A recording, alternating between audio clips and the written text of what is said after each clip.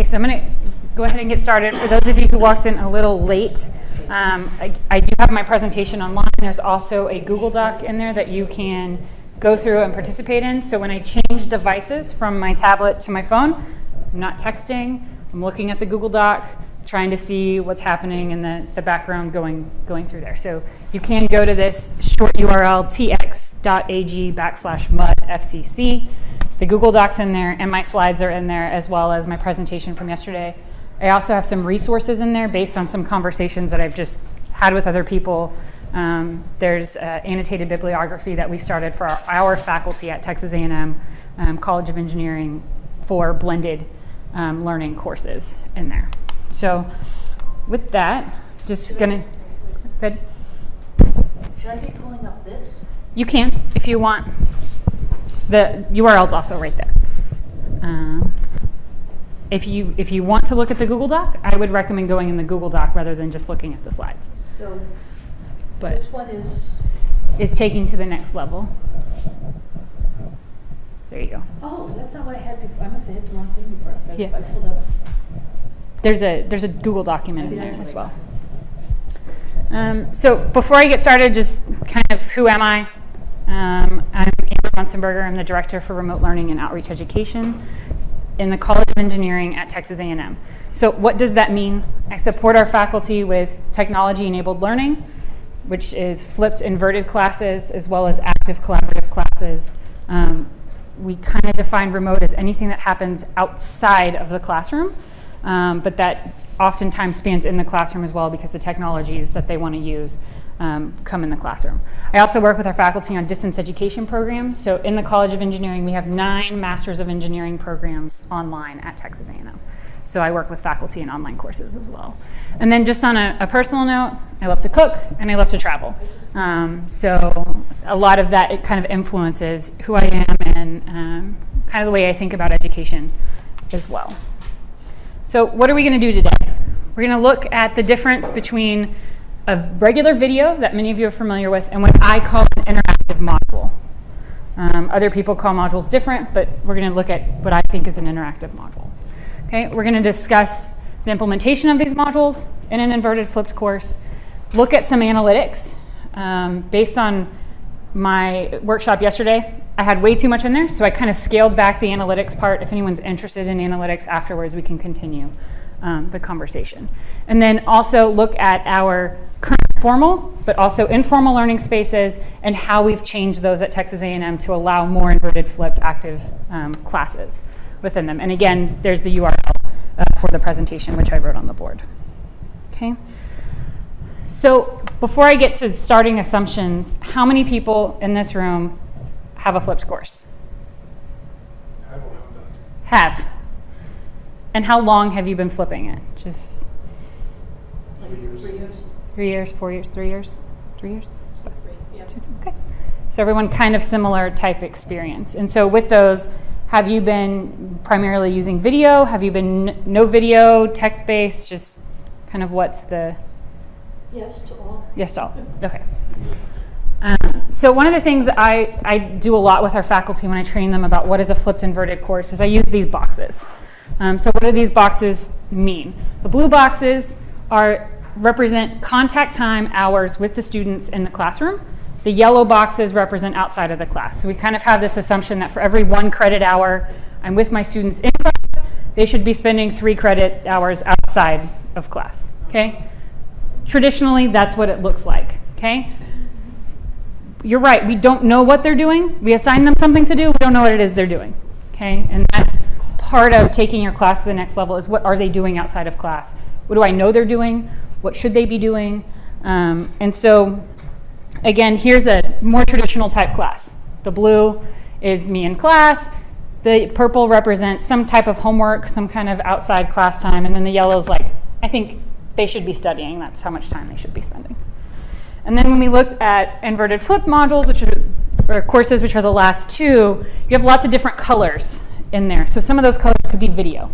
So if I'm using video, how do I know my students are watching the video? How do I know they're engaged in the video besides just hitting play and walking away from the computer? So there's a variety of ways that we're going to look at today to look at that.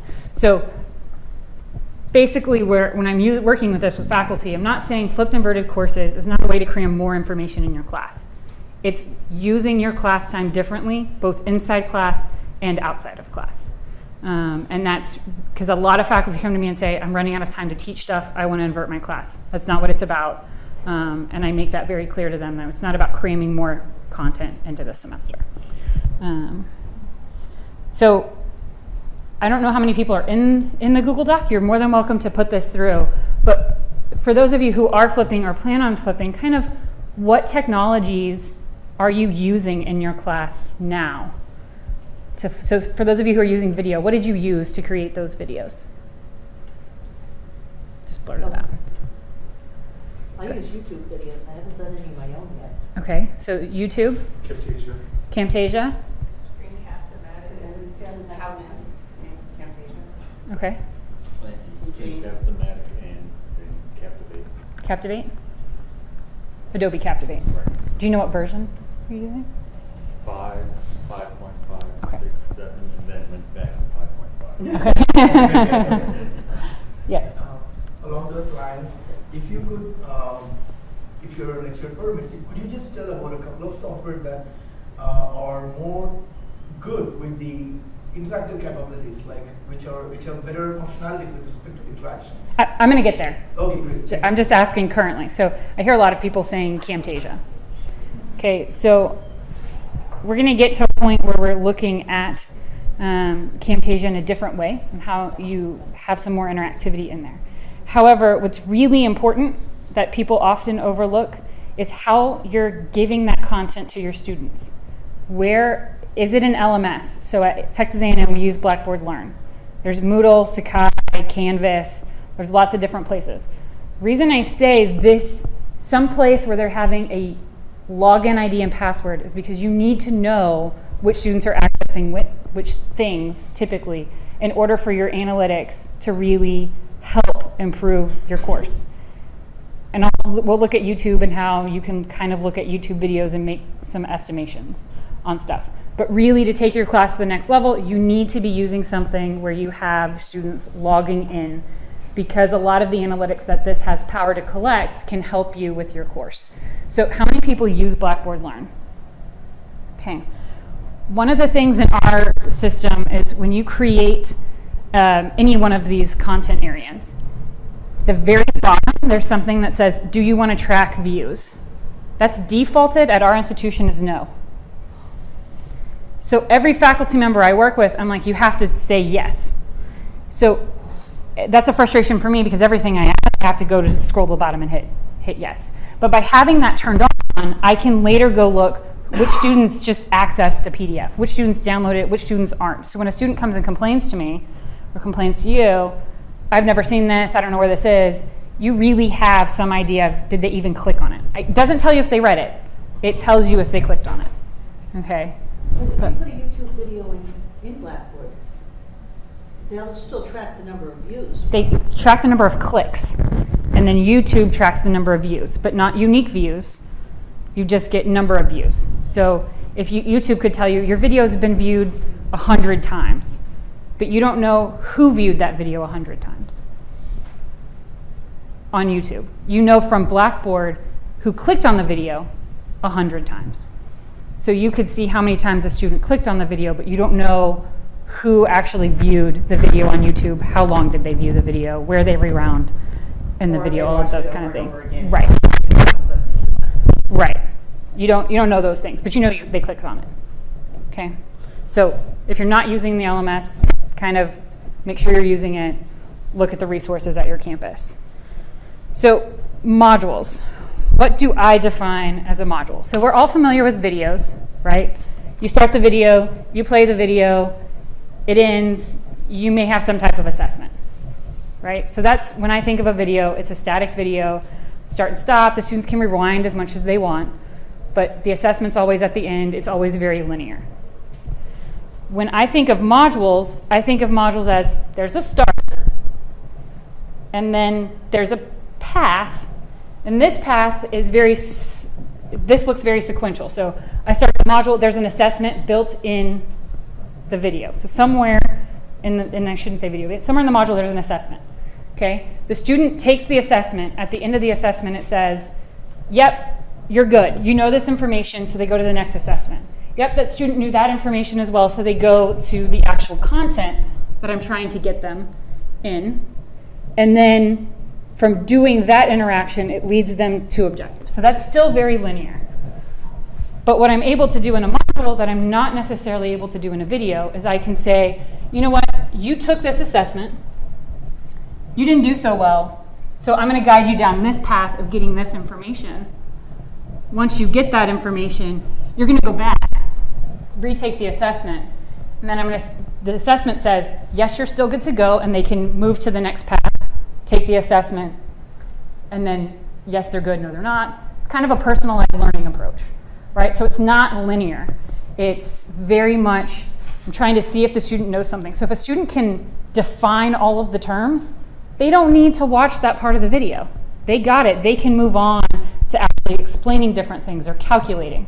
So instead of making my students watch the entire video from start to finish or figuring out where in the video is that next point, I can actually assess what their previous knowledge is and assess if they're understanding or if they know what I'm trying to get them to know based off of my learning objectives. So how do you do that, right? One of the ways we do this is with what we call SCORE modules. It stands for something. It's not necessarily important what it stands for because I can't remember what it stands for. I never remember what it stands for. But SCORE modules, okay? This is done in Adobe Captivate or Articulate Storyline or Camtasia, okay? You can do that in any of them. This specific example is in Adobe Captivate. Now, why did this faculty member choose Adobe Captivate? What Captivate allows you to do is you can just do screen recordings out of it. So you can turn your webcam on, you can use it just like Camtasia, right? Another functionality is I can take a script that I have generated and I can tie it to each slide that I've created. And when I have edits, I go and I edit the script and there's a voice synthesizer in there that I can use, okay? So for those of you who are like, I made this video, there's this one thing that I need to change, or there's this content that constantly gets updated and I want a dynamic way to change stuff, this faculty member said, I don't want to have Camtasia. I don't want a Camtasia of my voice. I don't want to have to find a voice. I want to be able to take whatever I want, change it, and make this as dynamic as possible. So this is mostly based off of PowerPoint. So we create the PowerPoint, and we have a script that goes with it. You import the PowerPoint in, you associate the script with each slide, and then I hit generate audio, and I'll play it for you. This version is not the screen or the text to voice synthesizer. It is not the best thing. You can change it, you can buy voices to it. Faculty member didn't have the resources to buy voices and spend time professionally editing the voice to text. So what does this sound like?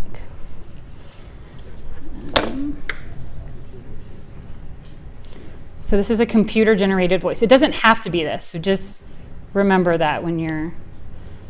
So like it doesn't have to be this, you mean it doesn't have to be a computer generated? It doesn't have to be a computer. So it could be my voice? I could You use yeah. my voice? Mm-hmm. And you can also, in these videos, what we did is we actually created the videos in Camtasia of just screen capture. So we created the audio and you can create your own audio if you wanted to, but we created the audio and the text to speech generator, and then we gave it to a grad student, and the grad student recorded the Camtasia video with the pace of the audio, and then we brought that in. So it can be very complicated. It can also be very easy.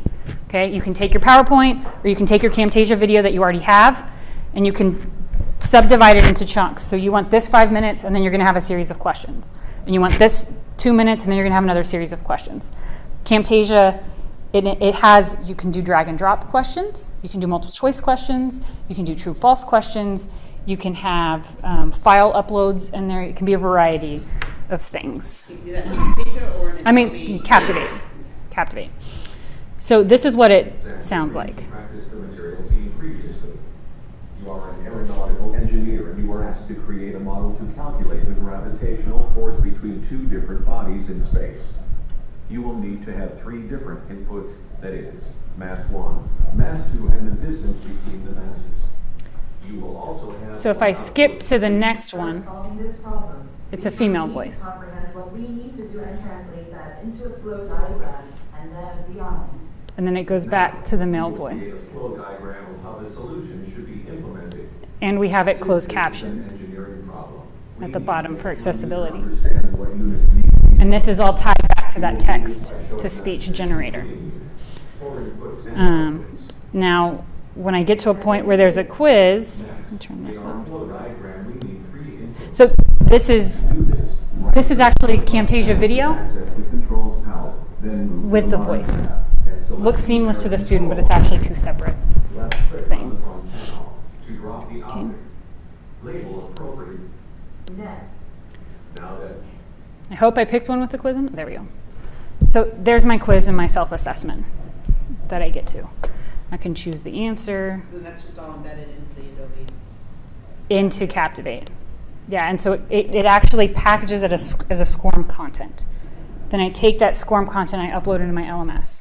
So if you're using your LMS and you don't see SCORM, like you're going to add a file, you don't see SCORM, look for content package.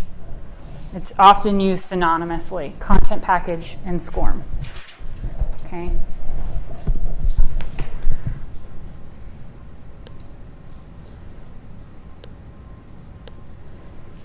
So what are some of the things that we saw in there? One, it created this menu for the students.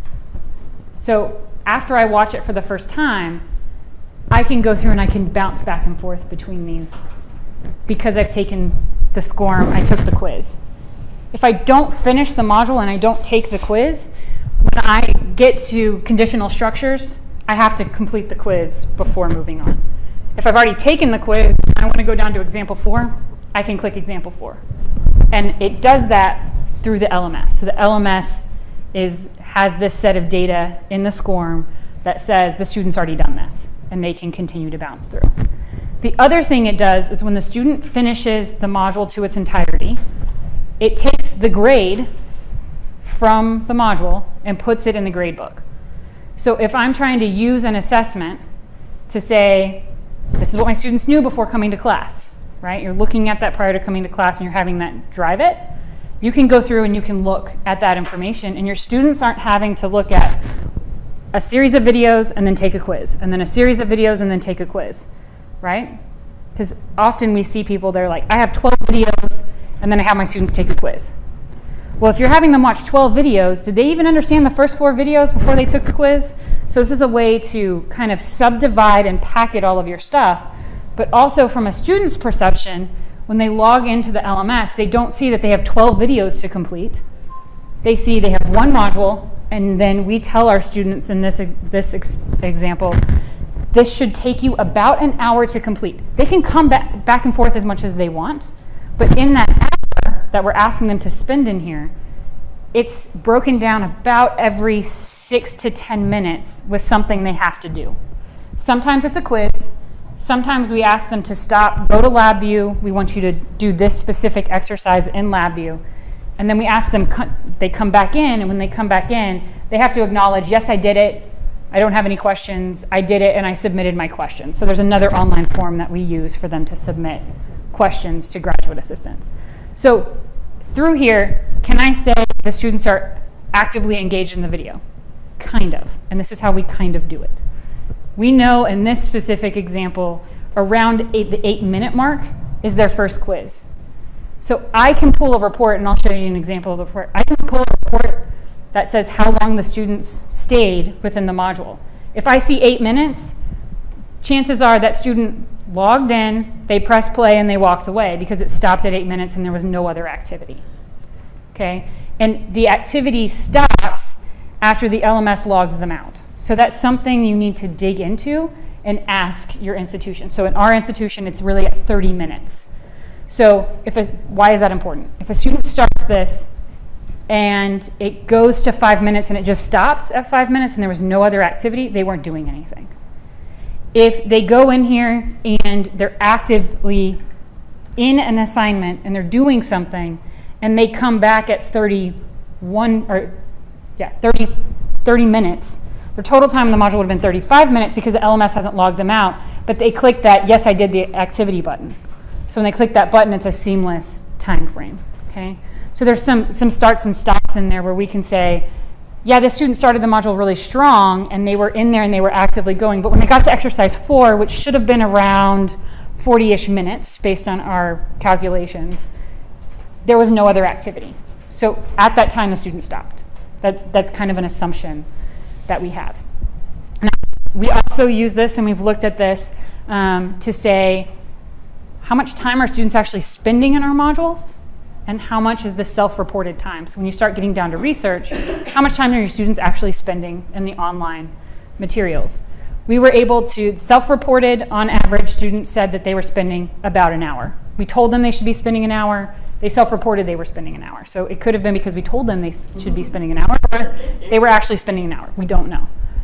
But from the reports generated out of the LMS, on average, our students were spending 65 minutes in the module. And we didn't guess that. That's how long the SCORM was actually reporting in there. Now, there were some outliers. There were some people who were spending less than 20 minutes, and there were some people who were spending more than 3 hours.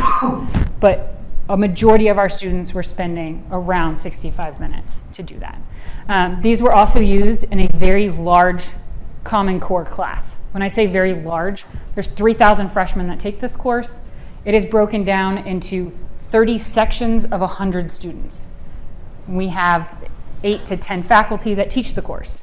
So we had some faculty who were coming to us and they were saying, my students aren't doing anything. They're not learning before they come to class. We pulled that per section and we said, your students are reporting, they're doing something, they're saying they're learning from the modules, self-reported out of the survey, and your students on average are spending about 70 minutes in there. So your students are spending longer than others in sections, right? We actually had that information that we could share with faculty. We had some faculty, students were coming to them and saying, these modules are awful, they don't help me. Well, when we actually looked down to that student's report, they weren't even clicking on the modules. So it gave a wealth of information that faculty could then have really informed discussions with their students instead of a student coming and saying, these modules are useless, they don't help me. Your assumption with that statement is they're at least watching the module. Well, you don't really know that if you don't have a way to track it. And so through this, we did have a way to track it. So, and I will be the first person to say, Captivate is complicated, okay? I think the current version, I think is 8, is better than some of the previous versions. The reason I say when I say better, there's a lot of previous versions of this that operate in Flash. That's the only way they operate. 8 has a way that you can actually export it. When you export it, you can say, I want it to be Flash and HTML5. If they're on a Flash-enabled device, it plays in Flash. If it's on an HTML5-enabled device, it plays in HTML5. So it works on an iPad, it works on an iPhone, it's device agnostic, which is great. However, I don't go to my faculty and say, this is what you want to do, here's Adobe Captivate, go off and do it. It's extremely complex and very hard to use. That being said, it can be extremely powerful to enable you to do those types of logic models where it's not sequential. So the next step in this phase is to actually look at our questions and say, and this isn't a really great question to look at, but if they answered A, we want them to go to X material. If they answered B, we want them to go to this other material. And if they answered C, we want them to go somewhere else. D, they're going to continue through sequentially. And you can branch it as much as you want, which is the great thing. It takes time, okay? So if you're already going, I can't believe I have to make these videos, they're going to take me a lot of time, Captivate's not for you. This is something we have a lot of grad students that are interested in making this. With a course that size, there's one grad student per each course. And the grad students go through and do that. So this is what I'm showing you this to say this is something that is possible, right? Let me show you something that is a little bit better for Camtasia. So this is actually a Camtasia module that we created. So here's Camtasia. And then when they get to a point in the video, there's a quiz. The quiz pops up and it asks the students, for those of you who can't see, take quiz now or replay last section. The students can't go any farther. They either have to replay the section or they have to take the quiz. Okay, so again, in terms of this kind of stops them from just hitting play and walking away. Okay, it's interactive, it's dynamic in what they're doing. So then they can go back or they can move forward. Okay, so in moving forward, they get their quiz question. From the quiz question at the end, when they finish, you can have as many quizzes in there as you want, or questions that you want. Okay. From there, it says, do you want to view your answers, or do you want to continue?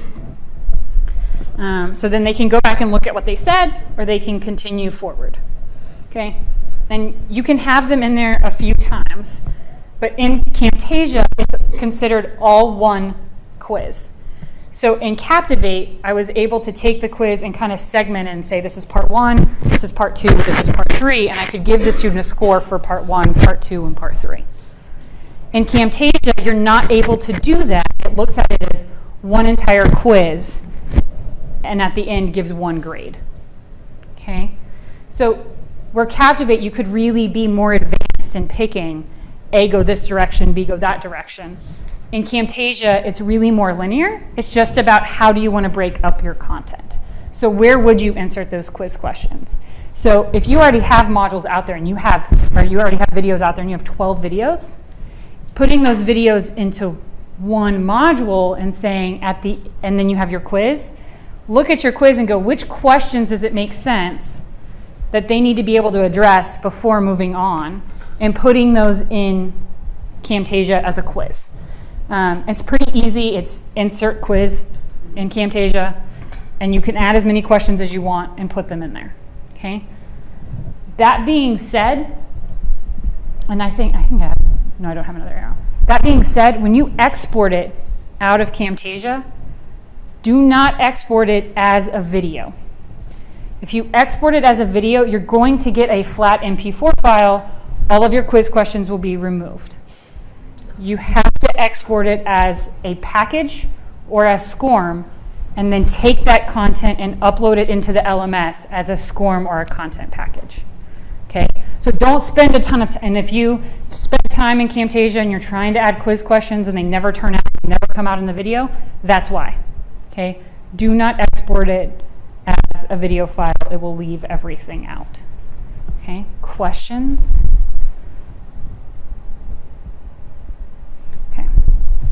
So let's look at the SCORM reports. So every LMS has a different way of handling the SCORM reports.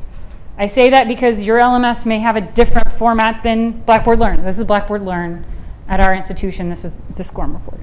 So yes, we have all the information, which is great. With a very large class, it is hard to read. Why is it hard to read? Because it breaks it down like this. So at the top would have been a student's name, and then it tells me the grade, and then it starts off with the first slide, and then I have the total time taken. So they took 43 minutes and 11 seconds. They didn't complete the whole thing. They got 55% on the quiz questions. Okay? And then each one of these lines is a question. So I can go over here to my questions and I can go, oh, look, these are all the answers they had. This is if it was correct or incorrect. But then it repeats it for every student. So when you have 20, 30 students, not hard. Not hard to look at it this way, not hard to reformat it. When you have 3,000 students, it becomes more complicated. When you have hundreds of students, it becomes more complicated. So saying that, try creating a SCORM module for the first time, upload it into your LMS, have some students access it, do some stuff in it, because even if you go in there as a test student, it doesn't create this for you because you are not a true student in the LMS. You have to have a true student role to test these things. Okay, so you know how you can, for those of you who are in Blackboard Learn, you can go into student mode.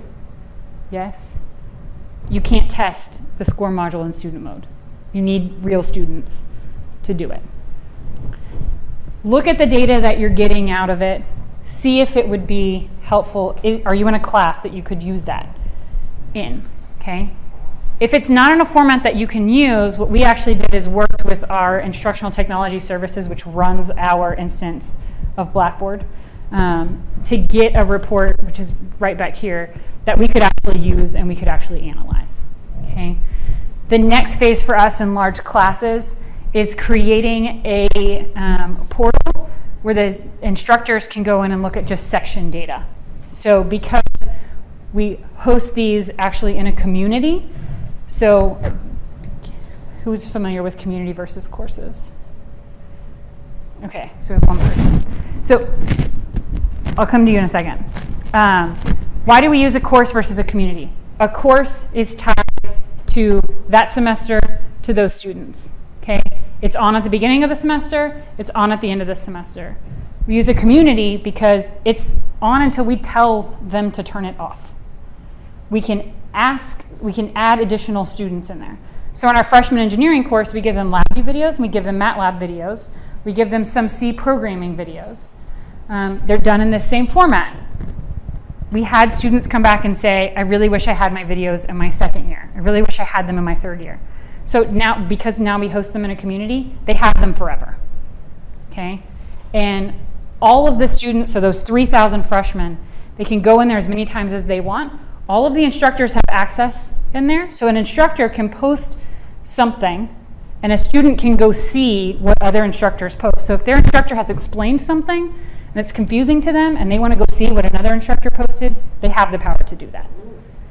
But we do not limit their access to the videos. They have these videos as long as they want because we host them as community versus a course. Can the sophomore go back into a course that they took as a freshman? At our institution, no. They turn them off after the end of a semester. Yeah. And I think it's not an uncommon practice at large institutions to turn them off. They turn them off and they archive them. Because they take up too much space. Yeah. You can close them. Yeah, it's up to the faculty to leave. Yeah. At our institution, they close them automatically at the end of a semester. And they dump, for us, they dump out the students too, so if I left it open, the students wouldn't have access to it because they cleared the students out. Yeah, it takes up too much space. Mm-hmm. So there's two questions. Let's start in the back. You mentioned that it's not possible to test that on the student modes unless you're a student. Mm-hmm. So, like when on the Blackboard Learn from the institute side, there is a demo. Can we test it using that? No, you have to have a real student account. Oh. The demo student, it doesn't look at the demo student and the programming on the back end. It doesn't look at a demo student the same way it looks at somebody with a real student role. So we have to get the OIT, create one for us? Or? So if you are in Blackboard Learn, this was my trick that I did with faculty. I have a community, and our communities, we control who has access to the community, and I control which role you have. So I would add the faculty member in as a student, and then they could test it, and then when they were done testing it, then I would put them back as a faculty member, and then that student log is not lost. But because I had control over adding people, Using the enrollment management. yeah, it was easy. Now, if it was in a course, I do not have access to add people to a course. That is all controlled by the registrar's office. Only students that are enrolled in that course have access to that. So it was kind of a workaround. Or for Moodle, you can add students, and like my son is technically a student, even though he's in high school, he's still a student at Lane Community College because of one of these, college classes, whatever. So he has a number for Lane Community College, and so I and a lot of the other faculty will add him as a student to their classes so that they can see how, Test something. because oftentimes the students see things totally different. Forgetting about this, things don't come up the same for them as they do for us. Now, in Sakai, you also have the ability to put people in your course. I just put in my Gmail. I put my Gmail account in. So it just comes up on my, so I'm a student with a different email. Yeah. So it doesn't affect my instructor email, but it allows me to see what things look like from a student. Because you can control the role. At our institution, you're not allowed to do that in a course. You can do that in a community all you want, but not in a course. So I think I've got a couple of questions. So you're always doing it as a community, never as a course? No, it depends on the faculty member. Okay. So if I'm working with a faculty member on a course, It's typically in a course. So with this, after 4 years, you have a 12,000 person community because it was No. 3,000 every year No, we create a separate community each time? each year. Okay, and then when they go back to sophomore and they want to see that material, are they seeing the quizzes again? Yeah. If they didn't take them, remember? And that can be controlled. Right. And I mean, SCORM can get very, very complex. So I don't want to I can dive all the way into it, but you can tell it I want them to be able to go through the entire thing without doing the quiz. I want it to take their first attempt. I want it to take their second attempt. I want this to reappear every time they take it. So you could change that. After the first year, you could change it to make it more Yes. open for them. But we don't. Yeah, right. But yeah, that is something that's there. And because we have it, and this is something I haven't looked to see the actual analytics, but I could go back and I could look, okay, so from 2 years ago when we first started doing this, how many people have gone back and looked at any of the videos? Even though they're telling us they want access to the videos after their first year, are they really using them? We haven't looked at that data, I can't tell you, but I have the data. I just have to go muddle through it. And you will get one, so in this class, we allow students to have an attempt as many as they want. So I would get an entry for each attempt the student did.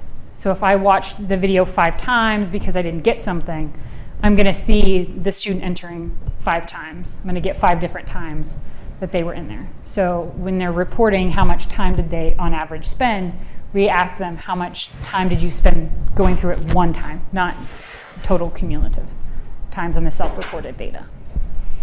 And then we look at their first attempt through there. So their first attempt was typically students were taking 65 minutes.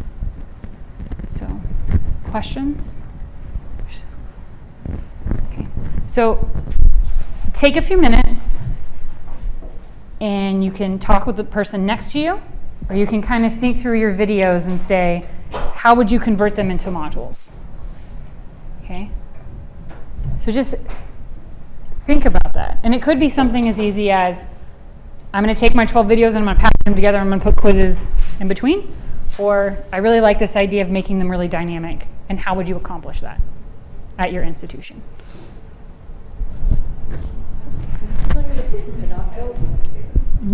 So in terms of screen recording? Or? Making the videos. So we don't have it at our institution, but I have heard of I it. think that's what that's what we have, yeah. So let me see if I understand what it is. You log into it in some capacity, or turn it on, and then you record it, and then you hit end, and then it puts it on the server and sends you a link, or adds it to your course. Yeah. Yeah. I don't know if that has the quiz questions enabled in it.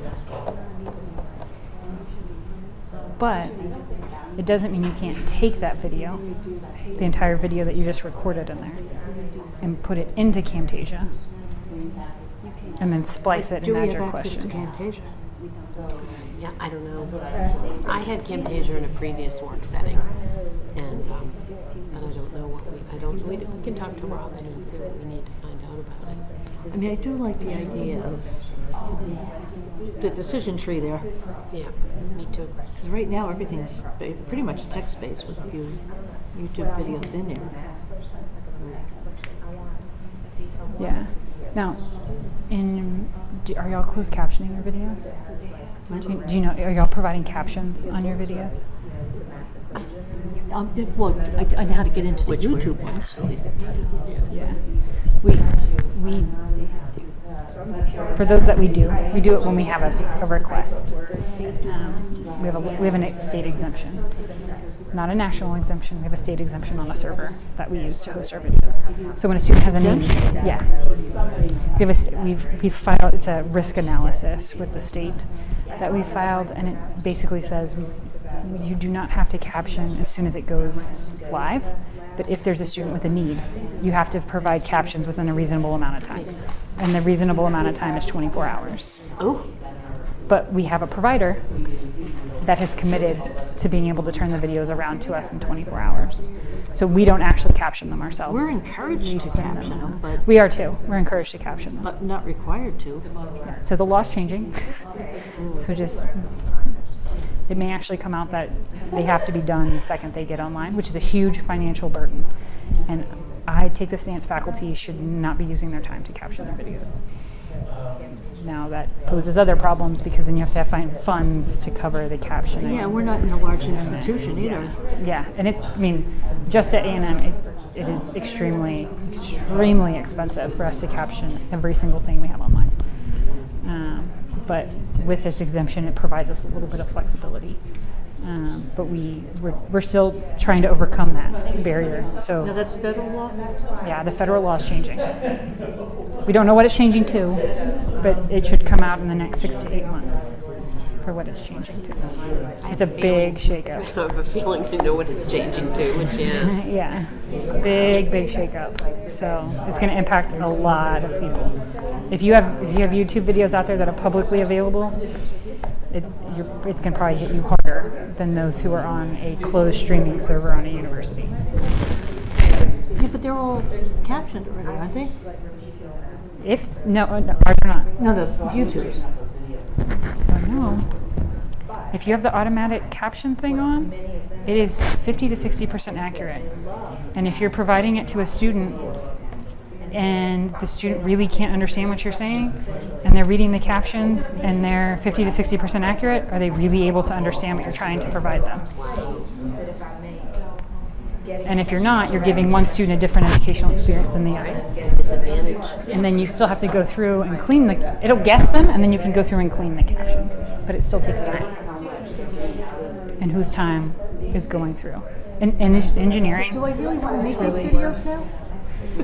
I would ask your university what resources they have, what are they doing, how are they going to help faculty doing these things, caption their videos.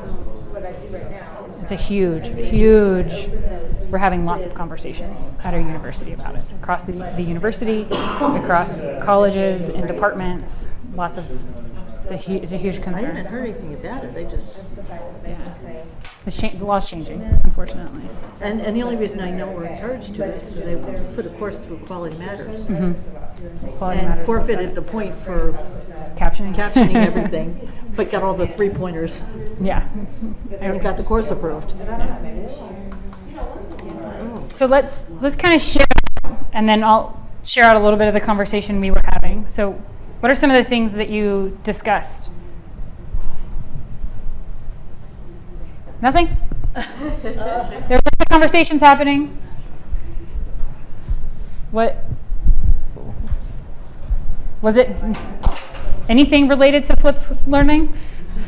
Talking about dinner later? I mean, I good. listen to the voices in my head. But I have a question I think relates to the way that I currently take when my lectures used to be would be I've broken it into 6 videos.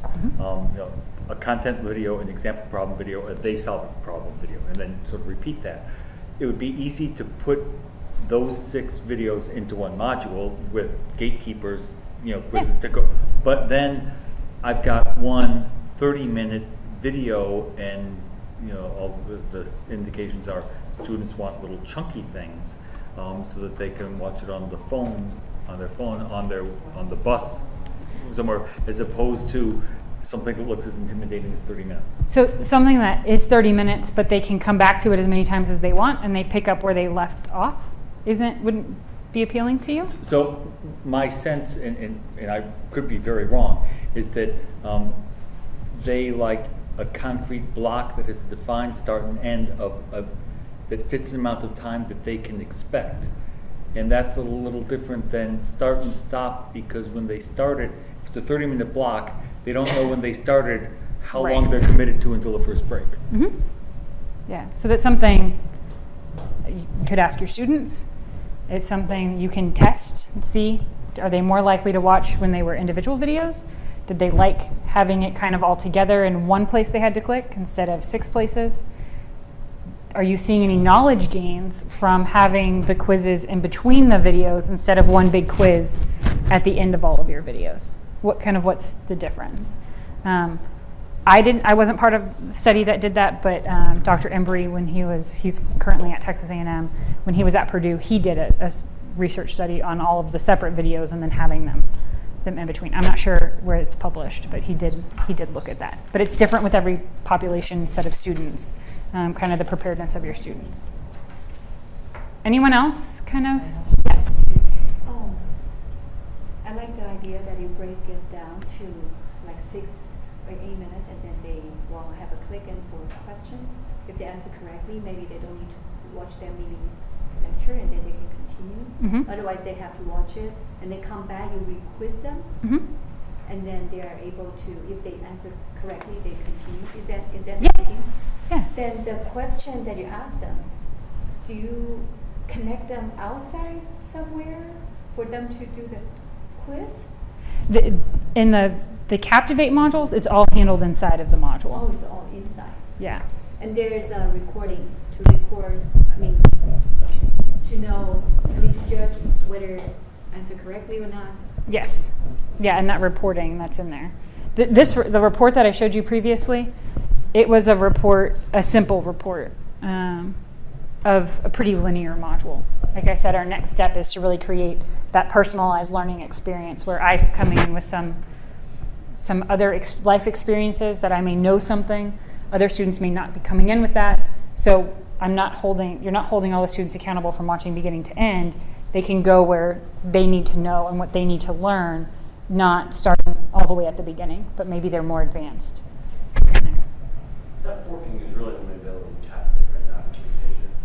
Correct. Captivate and then Articulate Storyline. It's in there.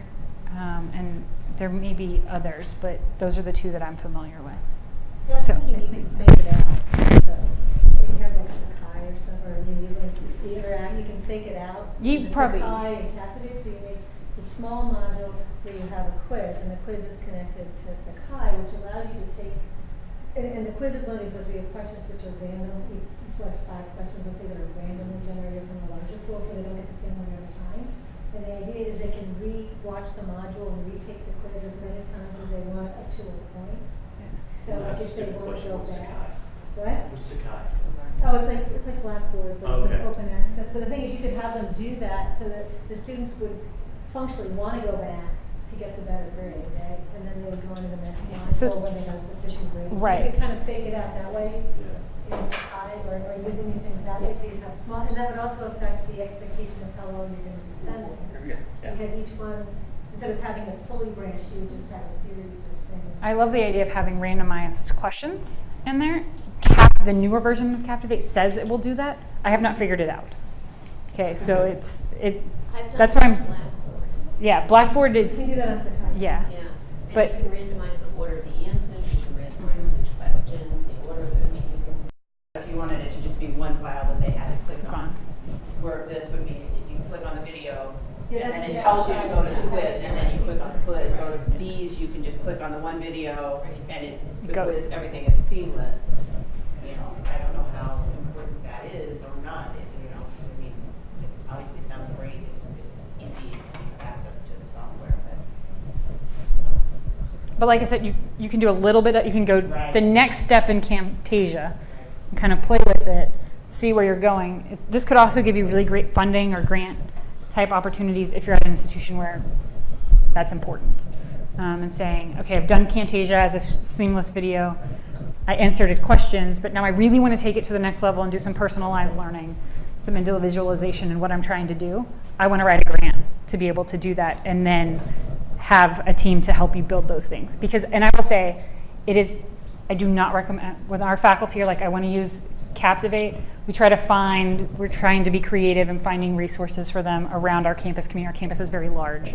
We have resources that other campuses don't have. So we try to find them ways. We may not be able to do all of their modules for them, but we may be able to try 1 or 2, and then the next semester we convert 1 or 2 more so that we're building more dynamic modules instead of just jumping all out there. And so you may try 1, but to build out your entire course with all of these modules is really great, but it is much more time consuming than just a video. But if you already have your videos, going in and adding those questions in there is a lot easier than just starting from scratch. So if you're brand new beginner, I would say create your videos. And then if you want to take your videos to the next step, add some questions. So one place is, you talked about funding and grants. One place that we've been at my college is the student body, whatever, is now, they've taken some of their funding and put it aside for grants for faculty to develop courses that use online resources instead of textbooks, because textbooks are so outrageously expensive nowadays. So if this will help you get to totally online, lots of times colleges will have resources to do that. You know, if you're still going to have to use a textbook, maybe not. But Any other conversations? Anything else anybody wants to share?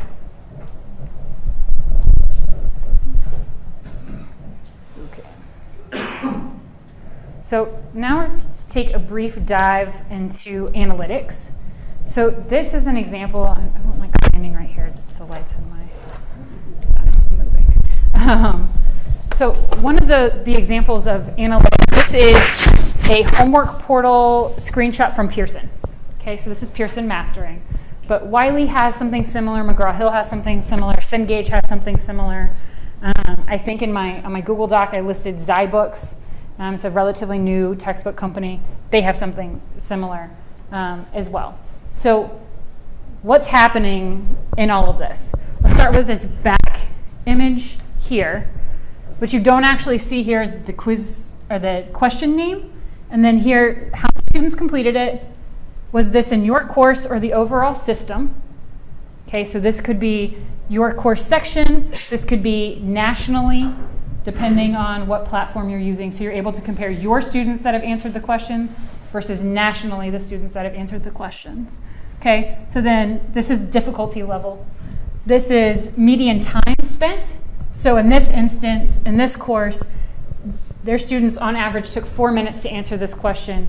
Nationally, it took students 14 minutes to answer their question. So it's a little bit of relevance what's happening in your course. And then over here, it's usage statistics. So how much of the homework portal did they use? So in Mastering, when we're looking at this, the question actually pops up. For those of you who aren't familiar with Mastering, it pops up and it goes through the first step of the question, typically, or if it's just a single answered question, they just select the multiple choice answer and they move on. If it's a step question, the first step pops up, they answer it. If they don't get the answer correct, there's a hint, or they can say, I don't really know where to go, and they can hit hint, or they can hit for more information, and it ties them back to the point in the textbook. Or if you're using the publisher video, we tie them back to the publisher video. Okay? So this is really if you're using that publisher content, or you've thought of using the publisher content, but you really didn't know what you as an instructor would get out of it other than getting the questions out there. One of the things that we are working with in a mechanical engineering course is, again, a large course. There's a course coordinator in there. Currently, they see their course and they see the national statistics. What they want to do is actually see their course, Texas A&M students, and then nationally. Okay? So the hope is, with this particular group of faculty, is if I'm looking at a question and my students are struggling, and I can see my students are struggling because the rest of Texas A&M is doing extremely well, and so there would be an extra column in this difficulty in this median time. And nationally, my students are doing worse than the national average. I could go to a faculty member and say, hey, I'm really struggling. My students are really struggling with this concept. How have you done really well? Or can you give me some teaching tips? Or the course coordinator can reach out to the faculty members and go, hey, it looks like we're really not covering this area in your class. Do we need to create more videos? Is there something I can help you with? Would you like a guest lecturer to come in, maybe talk about this, spend some time, some more on faculty development areas? Another thing our faculty members are starting to see is this, I'm in engineering, so this connection between math and engineering. So in one of the questions, they noticed that it's a very basic math concept, but they used engineering terms to explain it instead of math terms to explain it. So the students consistently were getting the question wrong. It was an extremely difficult question. They were looking for a lot of hints. And when the faculty member took a step back and went and looked at the question, realized that it was that translation from math to engineering that the students weren't getting. Once he covered kind of that translation in class, he reassigned the question, and when he reassigned the question, he saw that it became an easy question. So it was a feedback mechanism for him to say, hey, I really need to cover a topic that I've never really thought about covering in class, and he didn't really understand why students weren't getting it until he had some insight and some looking at this. So if you're using an instructor dashboard or you're using publisher assigned content or publisher portal, this could give you a way to do it. Also, in working with a lot of publishers to do some customization stuff, I've learned that in a typical homework portal with a publisher, they need 100 students to be able to run these types of analytics. So if you create your own question and you have 100 students complete the question, you can get this information. So don't feel like I have to use the national publisher generated questions in order to get this information. You don't. You need about 100 responses on that question. So maybe if you're teaching a smaller class, 30 students, it may take you a few semesters before you get 100 students to answer that question to get this information, but you can still get this information. It may just take you a little bit longer. Or if you're at an institution where you're still teaching small classes, 20 to 30, but you have multiple faculty teaching it, work with those faculty to assign the question to their students as well, so that then you're getting that information. So it's a kind of, sometimes we look at publisher content, you're like, I don't want to use the publisher content. Well, by using it, even just as a self-assessment for the students, you're gaining that insight and knowledge that you didn't previously have. Again, LMSs typically won't give you that level of detail on your quizzes. And then this block is more of a diagnostic on the whole course. So here is able to see like the averages of students all the way across. It's just graphed out. This is time spent. So like very little, a lot of time, and then there's a median in here. This one is average score. So you can see that time spent doesn't relate to average score. So like this person is. So this one is related. Sometimes you see that it's not related. But and looking at this one, it looks like it's almost, well, yeah. It is exactly reverse. So typically you don't see that. And I didn't use the real course from ours, but our faculty aren't seeing that. So what is that a signal of? Sometimes we have, in one of the courses, the grad student is very involved. And the grad student goes in and looks at these things and reaches out to students that are spending a lot of time on homework, but not seeing the results from them. And they're working with them and like, come to my tutoring, come to my office hours. Let me go through some of the stuff with you. Or they're able to, like, students don't always ask questions, or they come and they say, I don't understand, right? I just don't understand. Well, in here you can actually go through and say, well, it looks like you got stuck at this part. Let's start with the problem here instead of starting at the very beginning, because sometimes it depends on the student. Sometimes the student's like, I already know how to do that part, and they just didn't come in and explicitly ask the question. I get to step 3, or I get to this point in the problem and I get lost, okay? They're really able to see that within this portal, okay? And then there's the difficulty level, which I can't explain how they come up with the difficulty level. Sometimes it's assigning of the question, sometimes it's how long the student spent in the question plus the level that it should be compared to everybody else. It depends on the portal that you're using. But this is one way, if you haven't started taking a dive, you're using publisher content, but you haven't really looked at the analytics, go in and look at the analytics. Ask your rep. Don't be scared to contact your publishing rep and say, I've been using your portal, I really want to look at analytics. They may not be the one to answer the question, but there's somebody in their company who should be able to help you and answer those questions. And again, I'm kind of, at A&M, I work as the translator a lot of times between faculty. Faculty come to me and say, I really want to know this information. I don't know who to contact. So I help them find that information that they want. And over the years, I've built relationships with different publishers. So I now know exactly who to call when a faculty's like, I'm using Pearson, I'm having this issue. I can tell them, don't call the rep, call this person. here's this person's number, they'll be able to handle it. Wiley, it's typically the rep that they've got to call because it's the gatekeeper. But don't be scared of publisher content. Yes, some of it's out there, some of it can be dynamic. You can have random algorithmic numbers and stuff in your questions. Okay. So video, because we've talked so much about video, let's take a look at some of the streaming video analytics that you get. Okay, so this is YouTube. I post it on YouTube. You can go to your channel settings, and then you can click on analytics. You should see a menu similar to this, and I say similar because YouTube changes their interface frequently. So something similar to this. I tried to pull what was the most recent one and block the information. But you're getting views, estimated minutes watched, number of subscribers. So if this is publicly accessible and anybody can search it, and you're teaching a class of 30, but you have 300 people viewing your videos, what are your students actually doing? Is it your students clicking on the videos 300 times? Is it them watching all the content?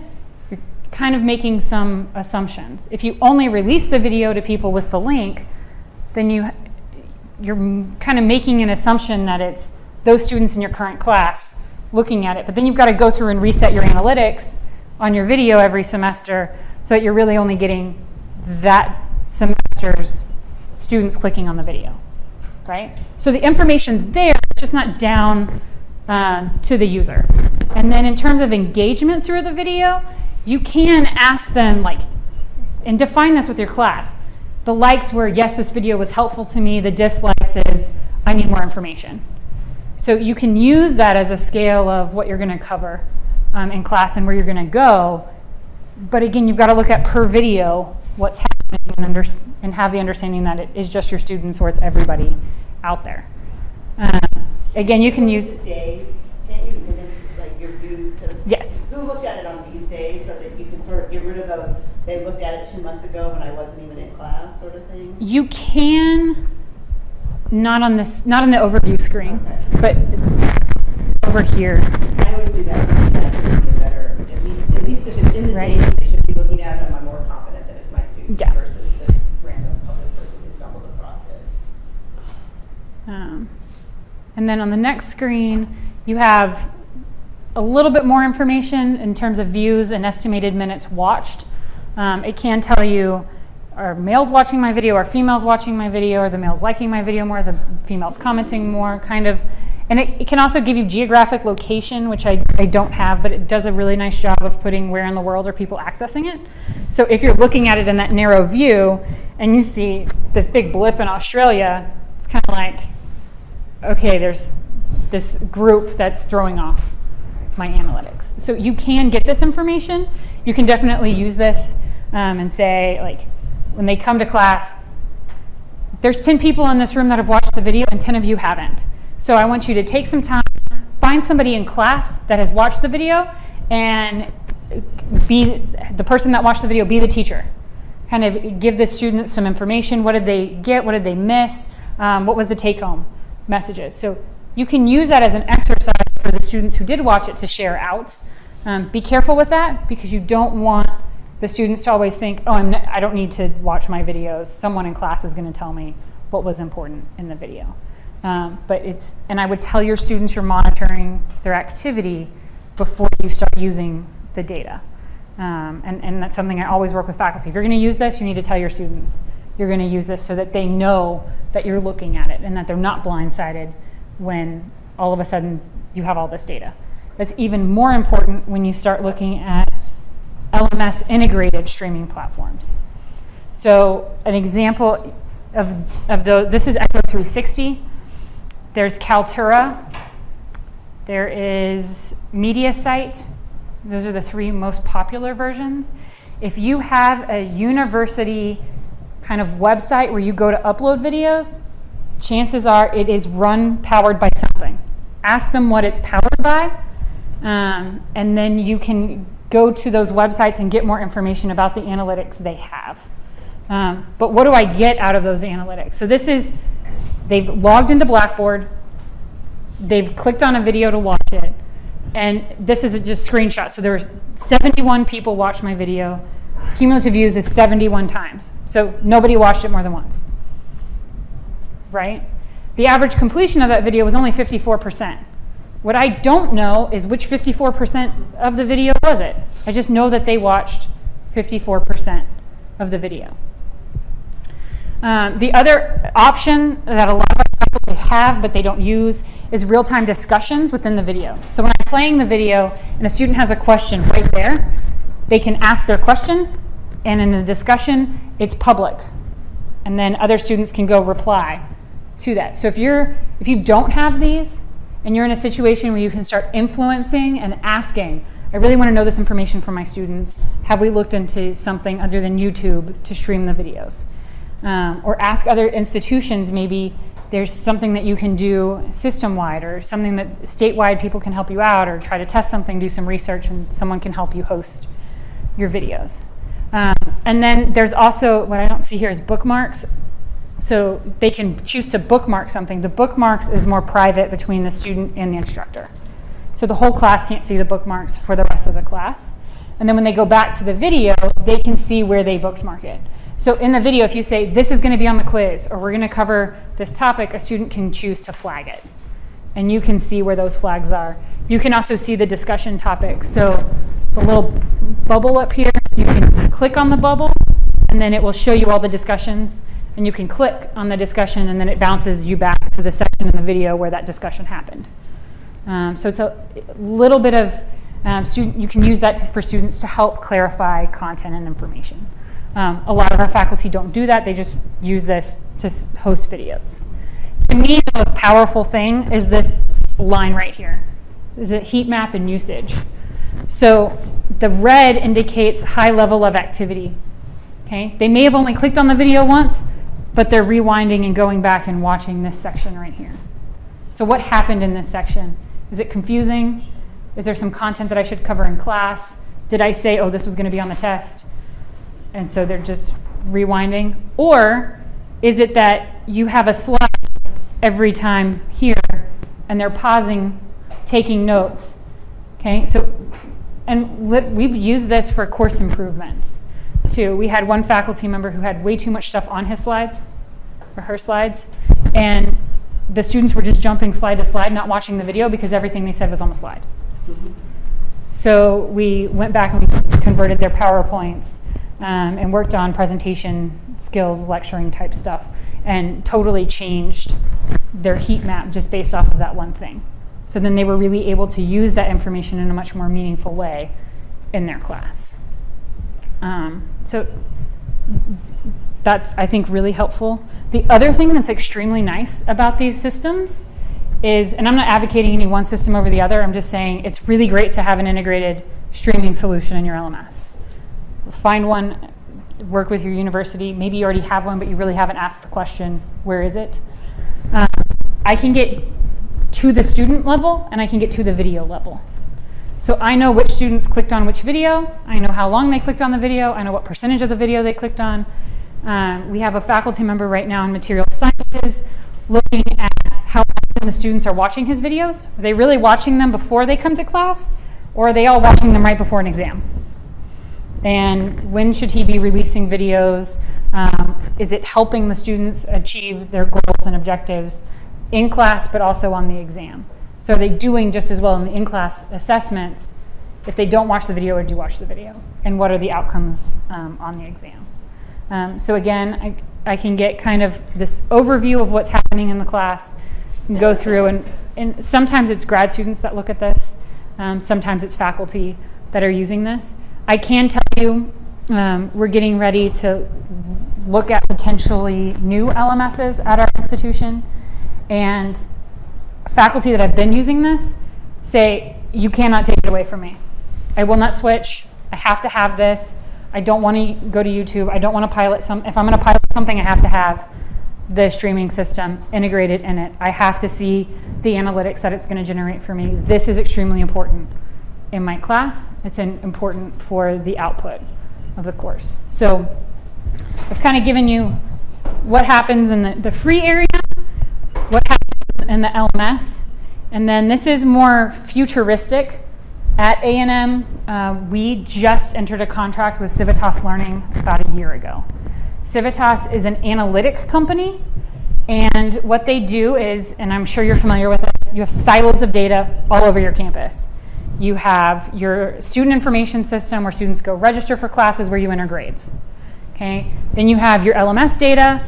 Then you have other institutional data like student activities, usage of rec center, usage of library, information. There's data everywhere across the campus. What this does, and what we're hoping that it does for us, it's done it for other universities. We haven't seen it at A&M yet. They're still ingesting our data. It takes all of those silos and it brings it together.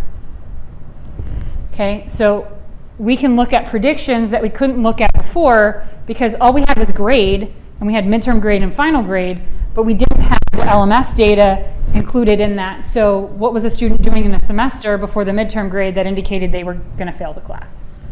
So if a student's not doing anything in class, they're not logging into the LMS, but other students are, this student, we can predict that that student is not going to successfully pass the class.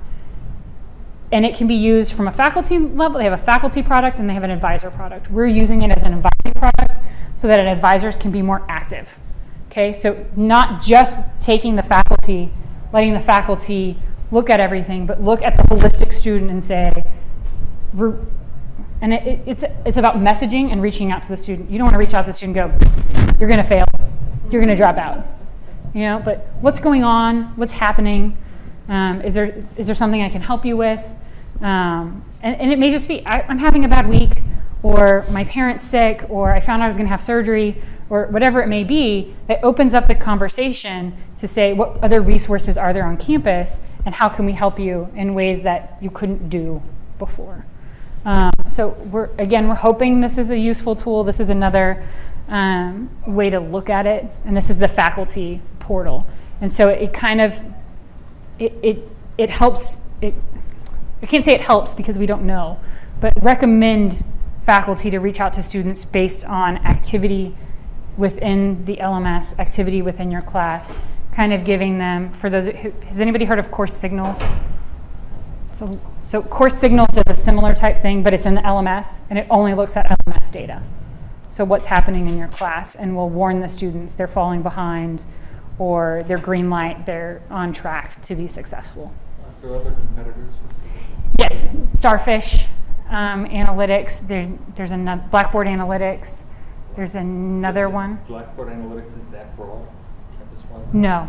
Okay. So one of the things we found, we kind of looked at analytics packages, companies, software in a big way. And for us, the reason we chose Civitas was it wasn't relying on anybody else's input of data. It's taking data that already exists. For example, Starfish Analytics, it wants faculty to go in there and give kudos to a student. Do faculty really have time to go into the LMS and give grades and then log into Starfish and give kudos to a student? No. So if they're already in the LMS, why are we asking them to go somewhere else to say that a student's being successful? So this kind of took all the existing data that was there, and it wasn't looking at anybody to input anything else. The data segmentation and stuff that they're doing on the back end is really interesting. And we're hoping to see a bigger impact on the ways that our faculty are teaching, but also for those who are doing active flipped learning using a lot of technology, how can we harvest that information to do either more meaningful things or get other faculty to do it? How does this play into effect? I don't know. I'm hoping to see really good results from it. Because this can track But this is something. things that aren't just class related. Mhm. So you can be tracking engagement through participation in dorm activities. Anything you scan, they can. Yeah, there's lots of data that we'll be looking at. So I think I'm going to skip that, and I'm going to go to our classroom redesign and spaces. So typically we're used to lecture halls looking like this. You know, rows, postage desks. Like this room over here, when I got here this morning, I was like, oh, I need to work a little bit on my presentation. Well, I couldn't just work on one thing, right? Like I had my phone, I wanted like a little doodle on a piece of paper, and then I had so I'm like taking up two desks so that I can have my computer out and then I can have something else out. when you have a classroom that's full, you can't let students take up 2 desks in space. How do you get around to help students who are in the middle, right? So in a lot of flipped areas, we're starting to see classes that look like this. Okay, so a little bit different. Tables of 8. Tables of 8 sometimes means teams of 8, which is a very large team. If you divide that into 4, you have a very long distance between 2 people out of the group at the table. You still have people yelling kind of across the table. It doesn't, so, but it's better than this, right? So we're taking a look at this in ways that, how do we change what this looks like? So I'm going to start with just, if you were in a regular lecture hall, oftentimes people go, there's no way we can change this room. There are ways you can change the room, okay? So this is an example. So you still see the tiered seating, but you have some students facing forward, and then every other row they face each other, but those chairs are actually on a swivel. So they can swivel backwards, and you can have nice teams of 4, or they can swivel forward, and everybody can be facing forward. Okay, what that does is, unfortunately, whoever's in the middle, they have to keep planted this way. So is it better than everybody facing one direction? Yeah, but poses some challenges. They've also, in this room, they've taken, instead of it like every row being up, they made 2 rows on the same level. So this used to be 2 rows, now it's 1 row. So they built a platform in here. It's 1 row. Now these are on one level, then you go up, those are on another. Okay, so that's an option. Okay. Another option could look like this, where you have some teaming tables and chairs, but then when they turn around, and you're still having to create some type of platform in the room, when they turn around, there's a whiteboard. So each team has their own space, each team has their own whiteboard, and there's enough room for faculty members to walk around. Okay? But it's really looking at those rooms and saying, what else could we do with it? Here's another example where they built like kind of booths, you know? And you can still see the floor is very stairs and things. So they didn't build platforms in here. It's just about the furniture that was created and designed in that room. And these aren't rooms at Texas A&M. These are rooms that we've used for inspiration for other items. And then this room is very similar to the other room, but has more technology. So you can see on every table, and it looks like teams of 6, but on every table there's some power, some internet, wires, stuff like that. Okay. And then at A&M, we received several grants, and we were able to take what was traditionally a lab classroom. So there was actually 1 computer for every 2 students. The room held between 75 and 100 students, depending on what a faculty member was doing and how much room there needed to be. And we said, what else could we do with this room? And we created a room that looked like that. So we have teaming tables. They're teams of 6. At the end of each table, there's a monitor. This is not a bring your own device classroom. There's actually a laptop card in the back where the students pull out a laptop and they sit around the table. They can connect their laptop to the screen, and then all of the screens, the faculty member can actually pull that content up to the projector. So if a team way in the back is working on something that is really cool and I want to show the rest of the room, I can pull that up and show it to everybody else. I can also divide it into 4. So if there's 4 teams that I want to show off, I can pull 4 of the content up. I can also push different things to different monitors, however I want to do it. So if I was trying to demonstrate something or show an object under the document camera, but I wanted to leave my PowerPoint slide up, I can do that. I can put the PowerPoints on the table, and I can show the document camera up in front of the room. I'm not going to lie, this was an expensive redesign. Okay, but it has given us a way to shape our classrooms as we move forward and to start conversations with our faculty about active collaborative classes. What does that really mean? What does it look like? We have other rooms where all we did was take out the chairs in rows like this, and we have tables of 4. So students face this way, and they face that way, and they face this way. They face all different directions. That doesn't work so well if you don't provide the faculty member an option to also move around the room. Okay, so for example, I'm completely wireless. I can move wherever I want to. And I'm doing that through, it's a connector for the Surface. But if you have a Windows device, it's called Mirrorcast. I have one as well. I can show you. It's about this big. It plugs into the HDMI. And I can connect, and I can walk around freely. If you're on a Mac or an iOS type device, it's a little bit harder. It's not impossible. It's just a little bit harder. So I always carry those things with me, and I can quickly connect it, and I can move around and be wireless. I was hoping we still had the aisle down here so I could walk around. I kind of feel stuck up here. But it's extremely important when you're looking at classroom design to design a class, if you have the opportunity to redesign a space, or work with your faculty members and say, what could we make of this space?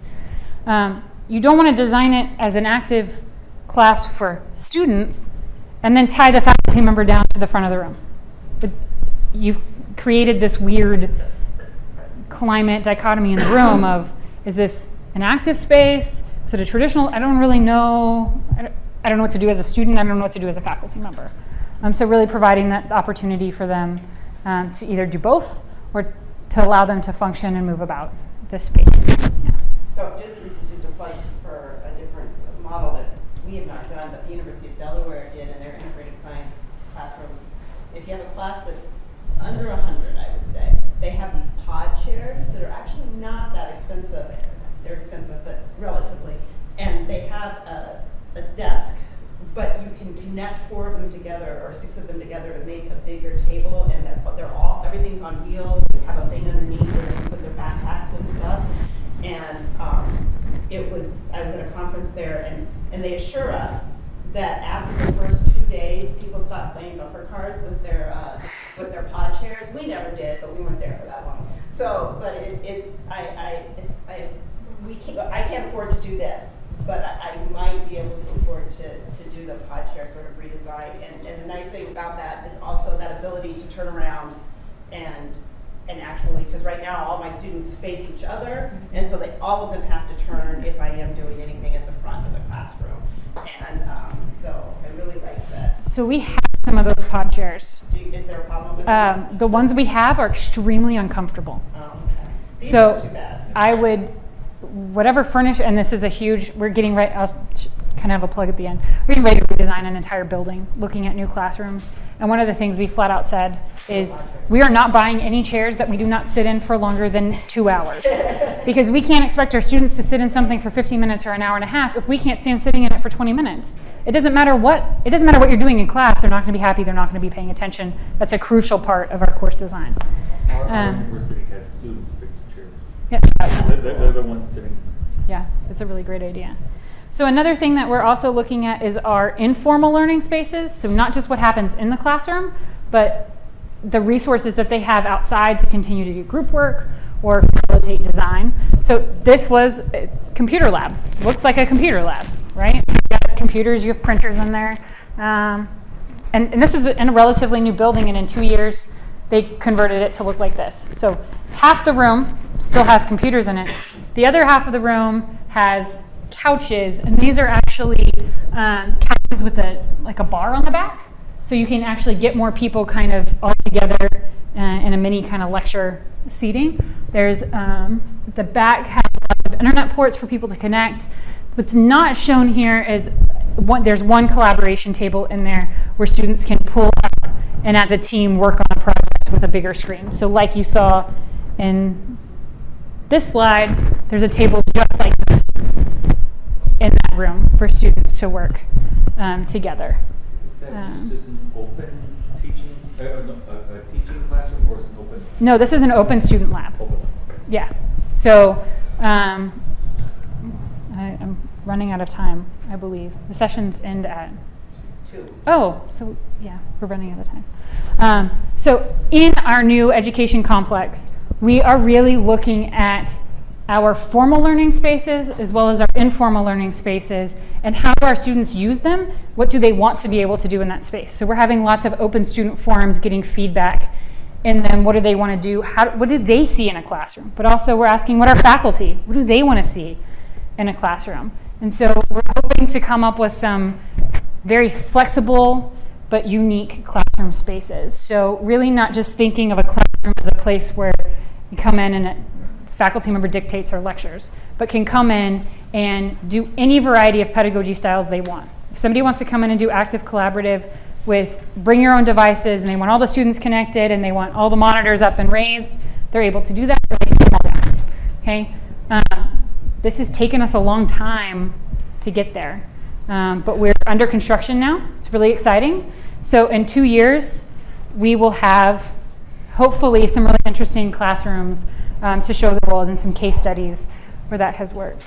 And my last thing, shameless plug, at A&M we're having a mid-years engineering experience conference in March, and the call for papers is currently open. So if you're an engineering faculty member, you know somebody who's an engineering faculty member, and they're teaching something or doing something cool, and that's sophomore, junior year, come hang out with us for a couple of days, see what we're doing in engineering specifically, and I'm sure we'll be talking about our classrooms and what design we finally settled on. Right now we have about 8 different options to go down.